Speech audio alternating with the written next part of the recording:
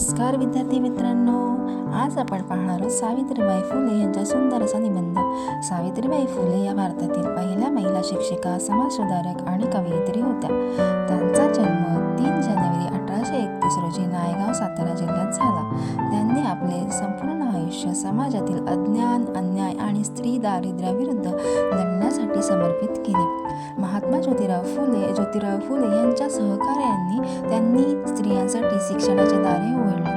1848 साली पुण्यात भिडेवाड्यात देशातील पहिली मुलींची शाळा सुरू करून सावित्रीबाई फुले यांनी क्रांतिकारक पाऊल उचलले। त्या काळात मुलींना शिकवणे हे पाप मानले जात असे, तरीही समाजाच्या विरोधाला न जुमानता त्यांनी शिक्षणाचा दिवा पेटवला। शाळेत जाताना त्यांच्यावर शेण दगड फेकले जात, पण त्यांनी हार मानली नाही। शिक्षण हे समाज परिवर्तनाचे खरे साधन आहे, यावर त्यांचा ठाम विश्वास होता। सावित्रीबाई फुले यांनी विधवा पुनर्विवाह, बालविवाह बंदी, अस्पृश्यता निवारण आणि स्त्री पुरुष समानता यासाठी मोठे कार्य केले।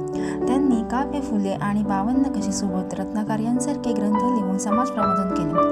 प्लेगच्या साथीमध्ये रुग्णांची सेवा करताना 1897 साली त्यांनी आपले प्राण अर्पण केले। आजही सावित्रीबाई फुले या नारी शक्तीचे, शिक्षणाचे आणि धैर्याचे प्रतीक मानले जाते। त्यांचे विचार आजच्या पिढीला समानता, शिक्षण आणि मानवतेचे मार्ग दाखवतात।